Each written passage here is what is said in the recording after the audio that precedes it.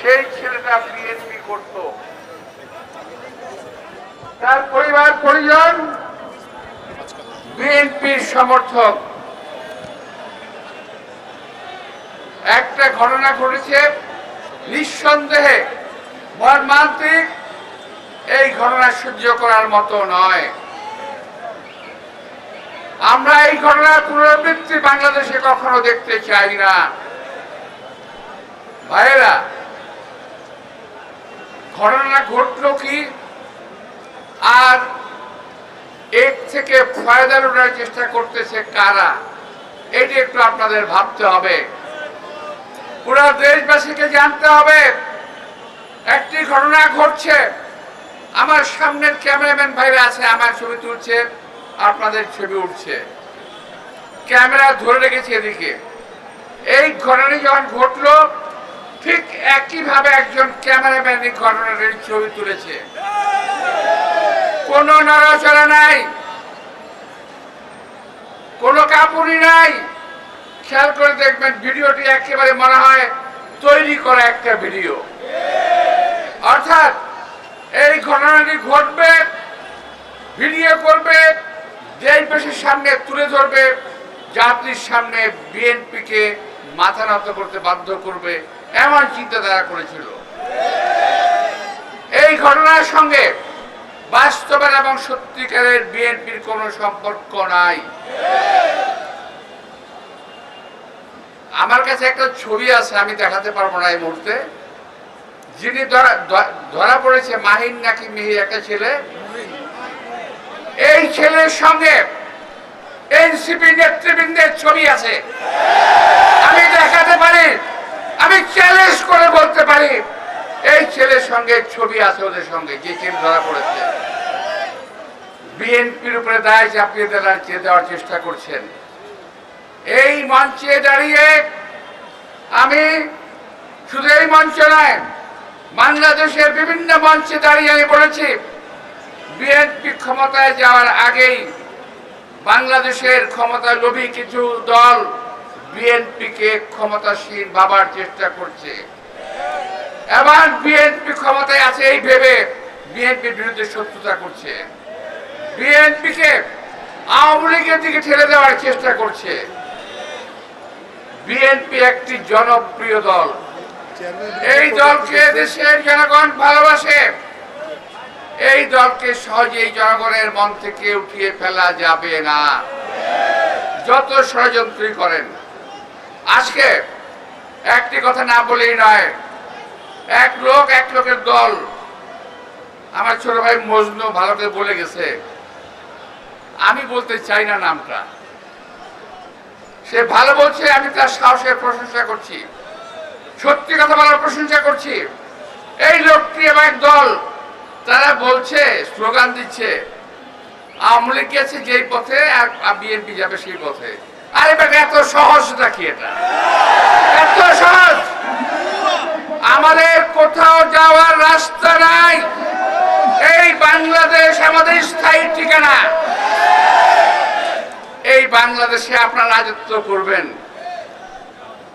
আসার আগে গাড়িতে বসে সোশ্যাল মিডিয়ায় দেখছিলাম ওই ভদ্রলোক সম্বন্ধে, ওই চরমনায়ের পীর সম্বন্ধে বলছে যে এই লোকের কোনো ইলম নাই, অর্থাৎ লেখাপড়া করে নাই, অকাট মূর্খ একটি লোক। বলে কোনো দাওরা পড়ে নাই, হাদিস পড়ে নাই, কোরআন পড়ে নাই, কালাম পড়ে নাই, এমন কথা বলছে। ফেসবুকে আসছে, সোশ্যাল মিডিয়ায় আসছে। এমন লোক, এই লোকটি, এই লোকটি এবং তার দলবল বিএনপিকে এখন সহ্য করতে পারছে না, কিন্তু আওয়ামী লীগকে উনি ঠিকই সহ্য করতেন। আপনাদের মনে আছে 2000, আমি তখন জেলে ছিলাম, ওই যে কোন এক মাসের 10ই মে 5ই মে হামলা করা হয়েছিল, আমার ভুল হতে পারে, হামলা করা হয়েছিল, আপনার মনে আছে তো? এই চরমনায়ের পীর সাহেব কোথায় ছিলেন? উনি কি মুসলমানদের পক্ষে কিংবা তাদের পক্ষে দাঁড়িয়েছিল? দাঁড়ায় নাই। কে দাঁড়িয়েছে? বিএনপি দাঁড়িয়েছিল। সেই দিন বিএনপির পক্ষ থেকে আমি মির্জা আব্বাস জেলে বন্দী থাকা অবস্থার পরও আমি হেফাজত ইসলামকে জেনারেটর সাপ্লাই দিয়েছিলাম, হাজার হাজার প্যাকেট খাদ্য সাপ্লাই দিয়েছিলাম। আমার পাশে আছে মজনু, পাশে ছিল হাবিব এবং আরো অনেক ছেলেপেলেরা মিলে ওই জীবনের ঝুঁকি নিয়ে খাওয়া সাপ্লাই দিয়েছি। আমরা যা বলি বুকে যা বলি মুখে তা ধারণ করি, মুখে যা বলি বুকে তা ধারণ করি। এই উনি এখন হাসিনার পা চাটতে শেষ হয়ে গেছে। আর একটি দল যার কোনো লম্বা লম্বা কথা বলা ছাড়া, সুকৌশল কারচুপি ছাড়া, সুকৌশলের চাঁদা অর্থাৎ হাদিয়া নেওয়া ছাড়া, মনে বলেন হাদিয়া, এই হাদিয়া নেওয়া ছাড়া আর কোনো কাজ নাই। টাকা নিয়েছেন বসুন্ধরার কাছ থেকে, টাকা নিয়েছেন সিটি গ্রুপের কাছ থেকে, আরো কোন কোন প্রকার টাকা নিয়ে আমাদের জানা আছে, সমস্ত হিসাব হবে। গায়ের জোরে কথা বলেন, নিজের পায়ের জোর নাই, এরশাদের সময় এরশাদের কাঁধে ভর করেন, আওয়ামী লীগের সময় আওয়ামী লীগের কাঁধে ভর করেন, বিএনপির সময় বিএনপির কাঁধে ভর করেন, লম্বা লম্বা কথা বলেন। এখন হয়েছে কি জানেন, বিএনপি একমাত্র মাথা ব্যথা। বিএনপিকে যদি শেষ করে দেওয়া যায় তাহলে ওনারা রাজত্ব করতে পারবেন। আরে ভাই, তারেক রহমান সম্পর্কে, আমাদের অ্যাক্টিং চেয়ারম্যান সম্পর্কে আপনার কাছে কথা বলেছেন, একজন বলেছেন তারেক রহমান সাহেবের কোমর ভেঙে দেওয়া হয়েছিল 11-র সময়। বাস্তব সত্যি, অত্যাচার করে আমাদের এই নেতার কোমর ভেঙে দেওয়া হয়নি, শুধু ওনাকে জীবনের ঝুঁকির মধ্যে ফেলে দেওয়া হয়েছিল। চিকিৎসার জন্য তাকে বিদেশে যেতে হয়েছে, তার সম্পর্কে ওনার কোমর ভেঙে দেওয়া হয়েছিল। আরে ভাই, তারেক রহমান তো কোমর ভাঙছে এই দেশের জন্য, আর আপনাদের তো একটা লোমও ছিঁড়া যায় না শরীরে। আপনার শরীরে একটা লোম ছিঁড়ছিল কেউ?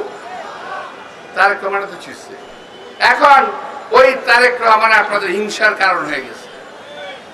এখন আপনারা বলেন তারেক রহমান সাহেব দেশে আসে না কেন? অনেকে বলেন উনি সময় মতো দেশে আসবেন, কেউ ওনাকে আটকে রাখতে পারবে না।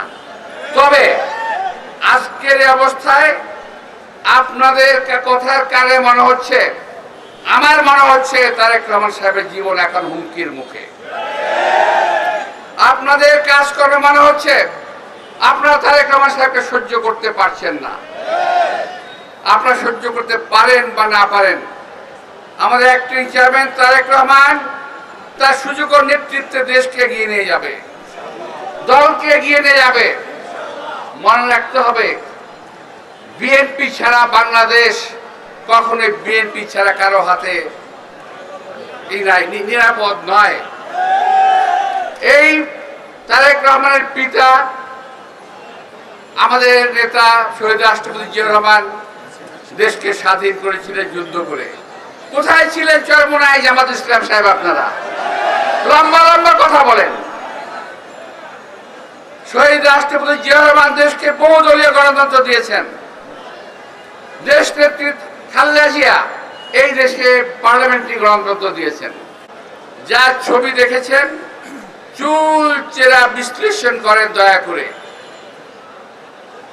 বিএনপিকে অযথা কেউ যদি আসামির কাঠগড়ায় দাঁড় করানোর চেষ্টা করে, দয়া করে আপনারা সেটা মেনে নেবেন না।